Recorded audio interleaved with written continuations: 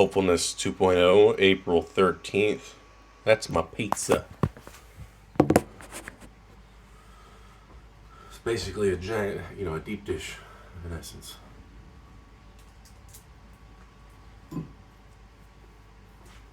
It's cold because I ate most of it last night.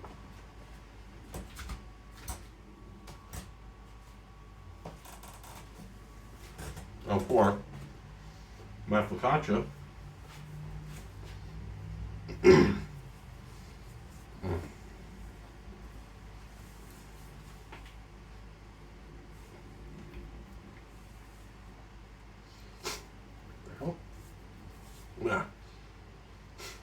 Yeah. So today is a day of cleaning because there's so much I gotta clean. And I'm not gonna be making anything. I have focaccia. I have rice because I made rice yesterday. I made the pizza. I don't have any more cheese. That's all out. Oh.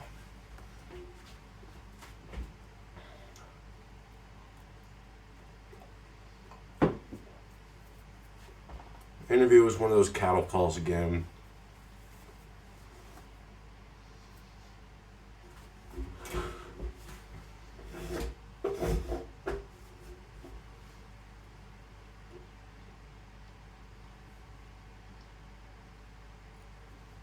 It was just basically kind of the same crap. Unlimited earning potential. Meanwhile, they're not going to pay you that much in the beginning, so it's whatever, fuck it.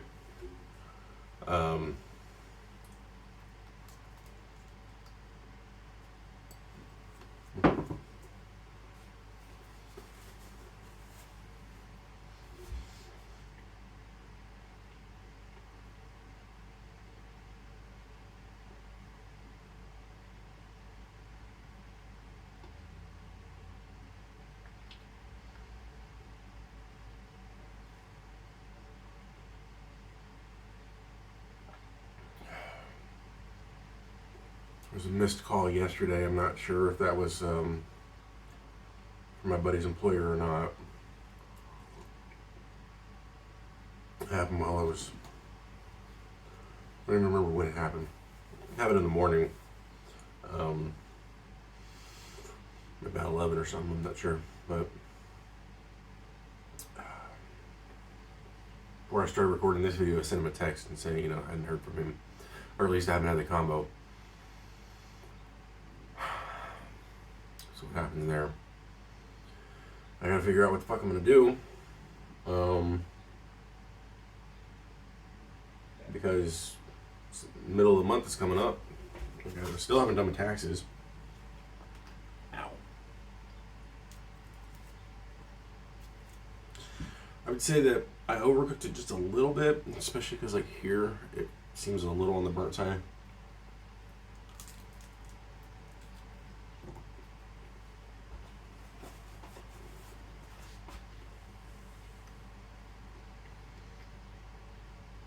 Top looks great though. But I didn't use the cast iron skillet because it's really shallow. Because by the time that I was done fermenting and getting it ready, proofing and all that shit,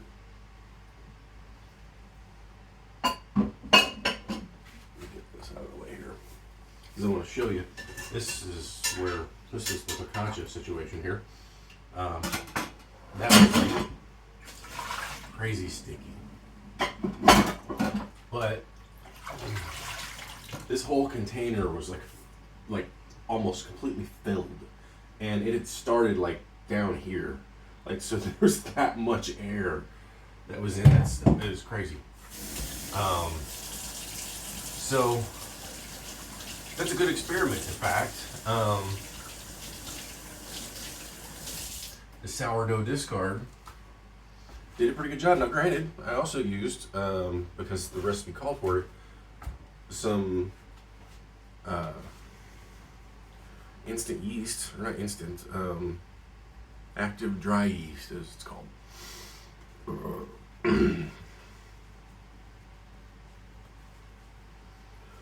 And so that, I'm sure, definitely helped. And when I incorporated a little bit of like Adam Ragusia's recipe and a little bit of Claire's. And now, granted, it wasn't really Claire's; it was from King Arthur Flour. It's just that the guy that she's with in her episode, I think he was the one that wrote the recipe for that, or for their website. And I have King Arthur. They said no. I have King Arthur bread and whole wheat flour, which I used for the focaccia. I have Smart and Final version of the white flour, all-purpose, which is what I use for this. I mean, look at all that volume. Great. So you got little bubbles in the bottom, and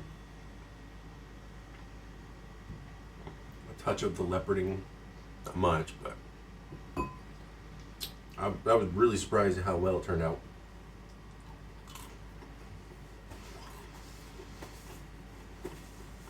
This oven goes to 550, which is pretty hot.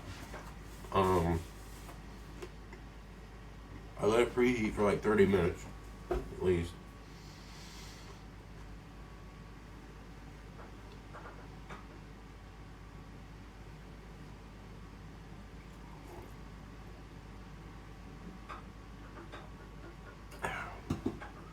So,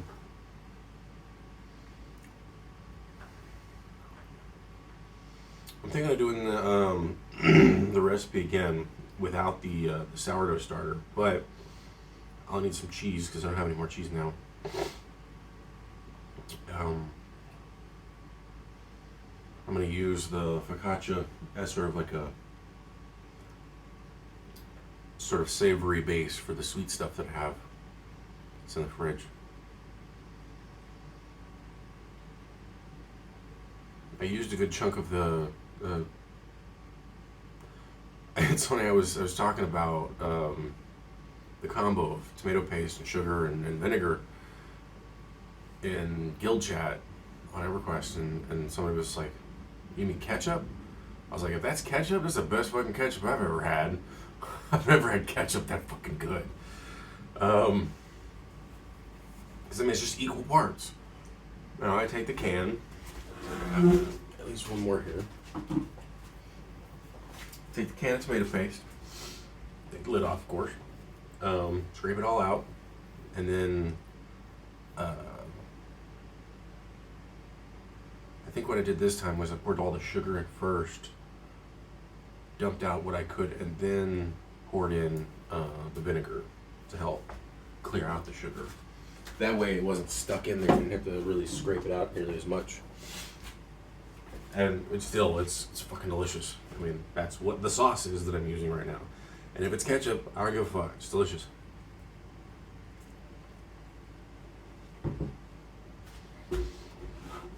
Of course, something that is 1/3 sugar is going to be delicious. In most cases, anyway. If it's 1/3 sugar and it's 2/3 actual shit, maybe not so much.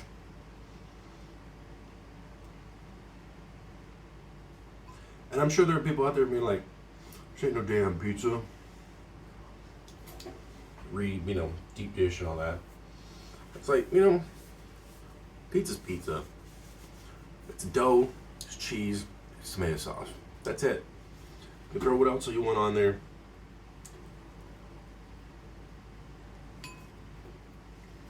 I mean, yesterday's pizza was less of a pizza than today's pizza is.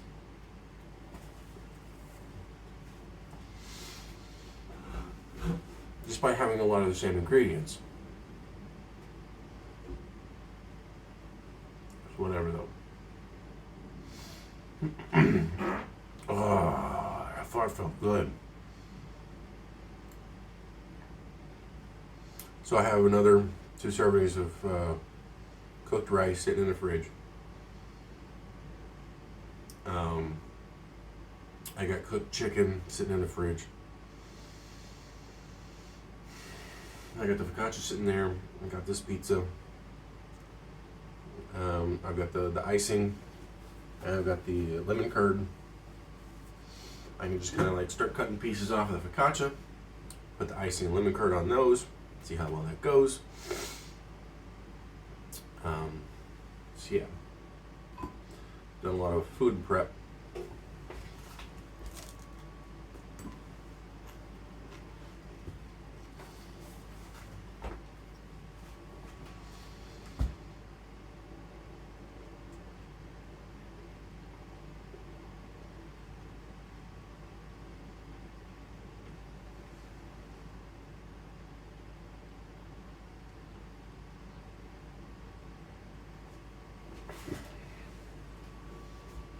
I'm worried about the future.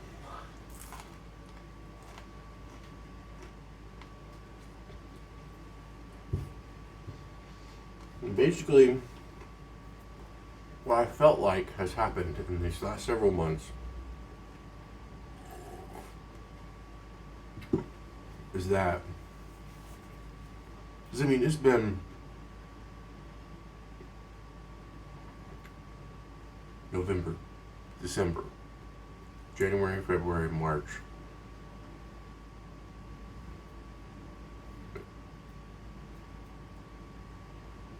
And now April. Once April's done, I will have been here for half of a year.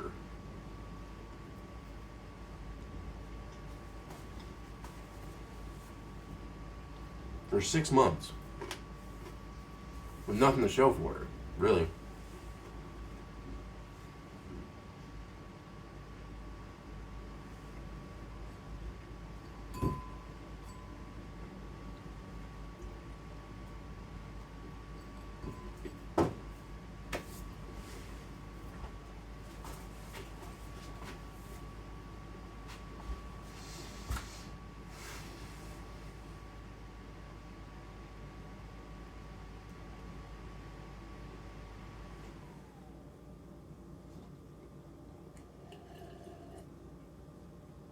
I mean, for all intents and purposes, it's like a 6 month long staycation.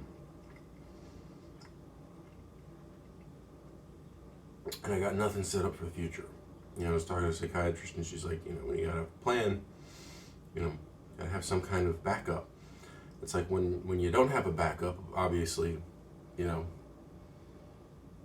that's harder.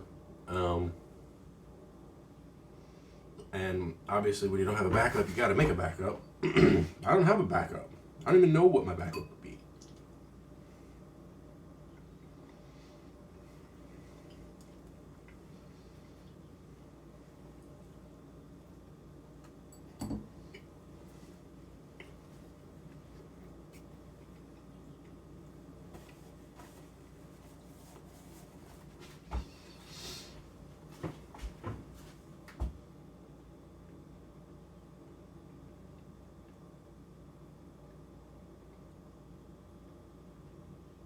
The things that are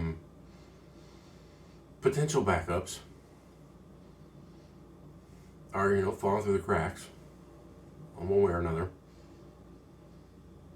either because of me or because of something else. And it not necessarily just because, and you know, even if it's me, it's not necessarily that, you know, I'm specifically making some sort of decision or whatever. It's just circumstances. You know, when a job wants you to drive around your car and you don't have a car, well, what the fuck are you gonna do?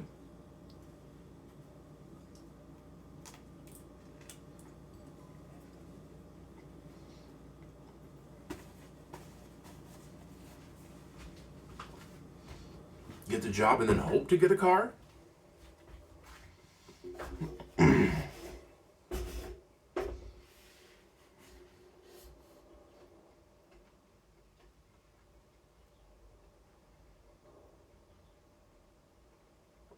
Get a car, then hope to get a job? You know, those are both really big gambles. Um, and unfortunately, a lot of what this country is gambling.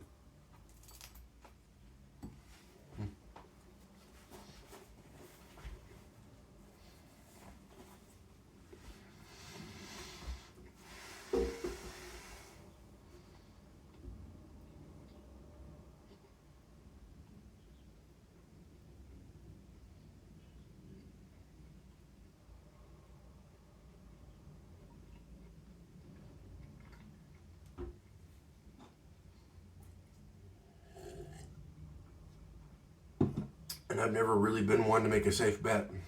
Not when it comes to reality, anyway. You know, when I had, what was it, when I was in high school, it was a civics class.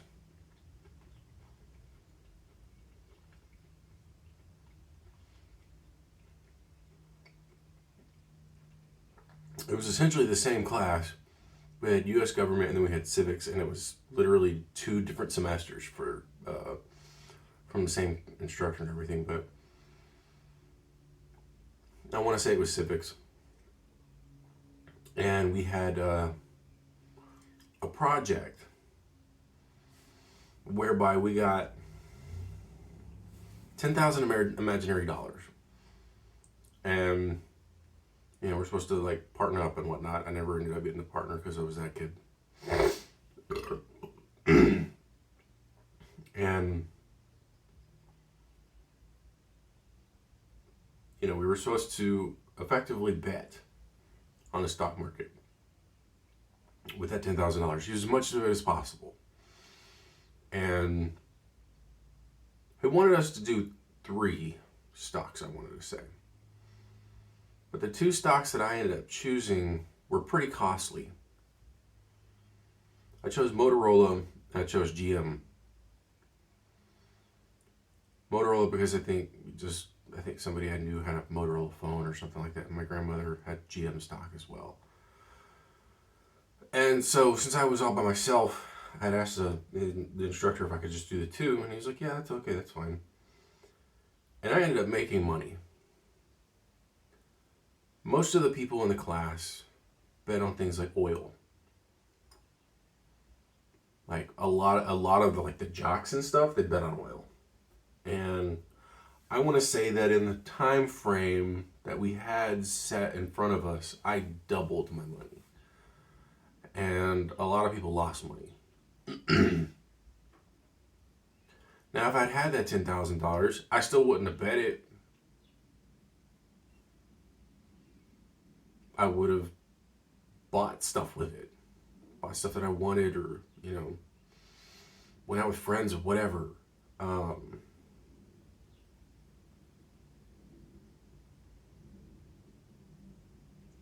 So just because, and you know, I mean, again, it was based on real stocks at the time. It's just, you know, it wasn't actual money, of course, but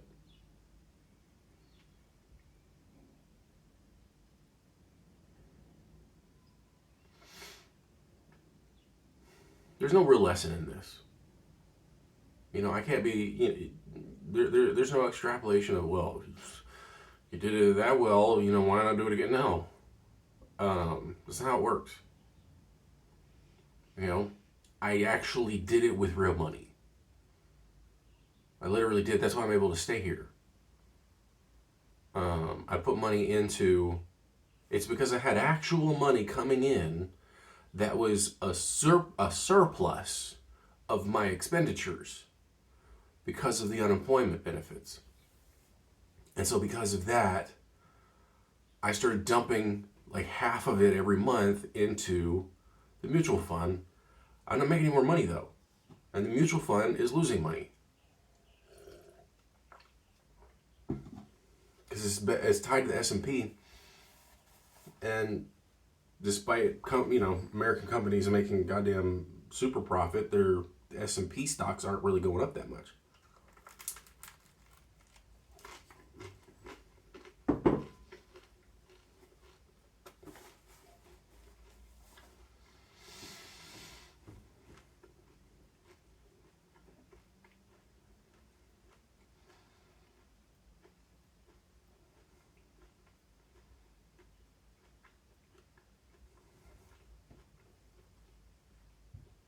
Thing is, based on the information that I have right now, I've got about $3,700 in the Fidelity account. I got $300 sitting in my savings so that I don't get charged anything, and I've got less than $200 in my checking.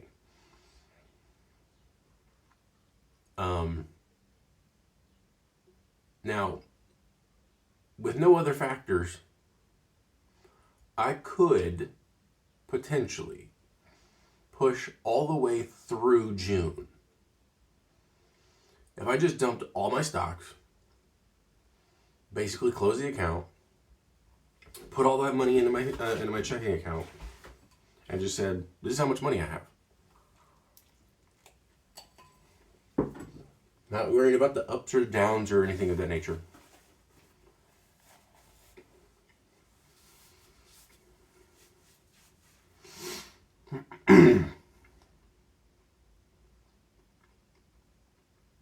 Because that would give me, let's just say, it dropped down to like $3,600 by the time it's sold. That would give me $600 spending cash.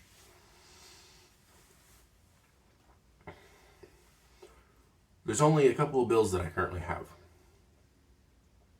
One is the home bill. It's almost $90. The other one, other than the rent, is the mailbox at the moment. And that's like 100, I think 120, something like that for 3 months.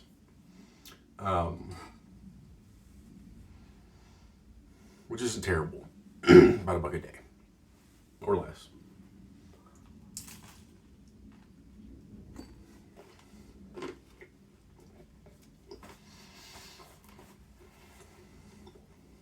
But, like I said, and I gotta do this pretty much today, is I still haven't done my taxes. And I don't know if I have to pay or not. I'm probably gonna have to pay though. Because I pulled money out of Fidelity,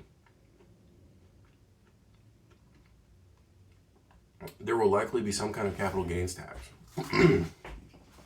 Something akin to that.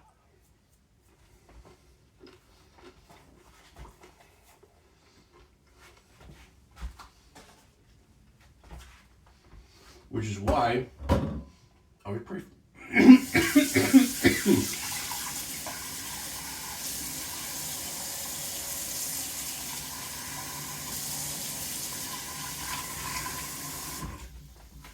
I was pretty fucking pissed at the Airbnb host canceling on me because that money was tied up.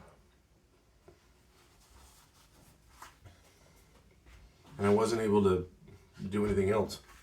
Now, had I known some of the other factors that were going to come into play, I wouldn't have needed to. But I didn't know that.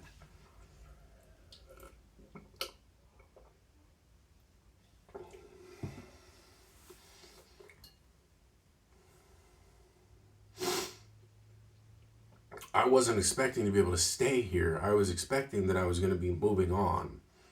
And I wasn't expecting landlady's generosity and the various other factors. Sure, $1,500 a month is still expensive for me. And it's not super generous, but it's better than $2,200 a month.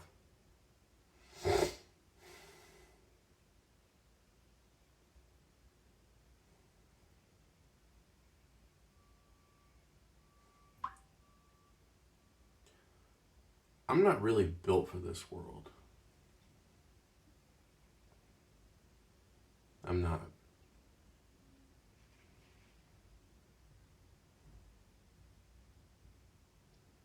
When you have some years ago, I likened people to sculptures, and I don't remember the exact analogy, but I'm just gonna kind of go from there. We all start off as a raw block of whatever material that we are. And we are shaped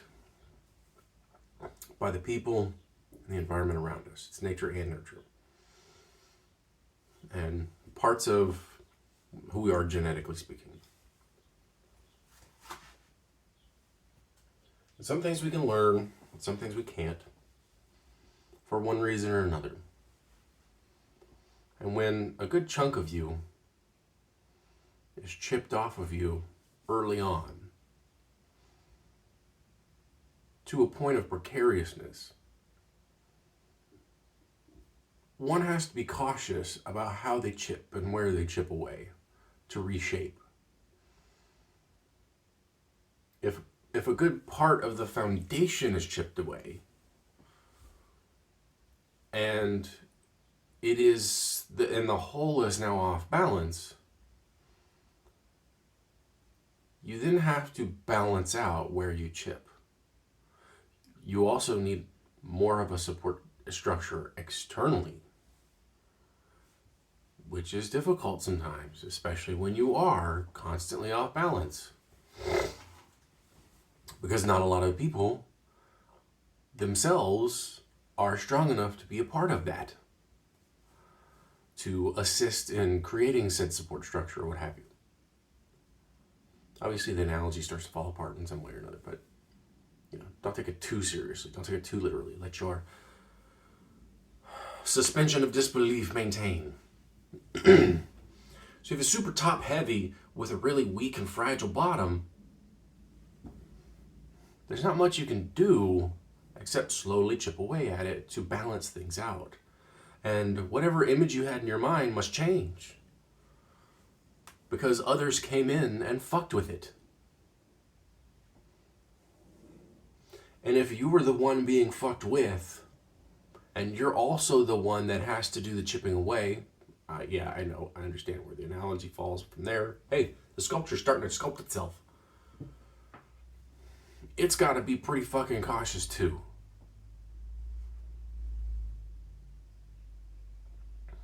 And when you grow up in a household like mine, they chip away a good chunk of who you are. And you can't put them back. They're gone. It's been destroyed. You have to refocus your efforts to try to figure out what can stabilize. And if you gamble inappropriately, if you gamble on a big chunk, the whole thing might topple. You might think the big chunk is necessary, but you might be like, I might need to chip away at this big chunk slowly. And that's problematic. It's difficult.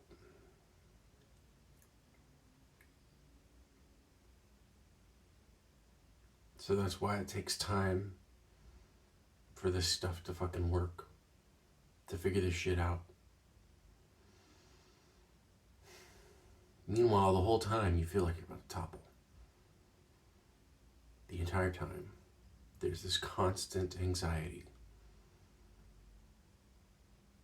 that one wrong move caused the whole fucking thing to fall over and shatter. And sometimes you get it in your head that maybe that's just the route to go.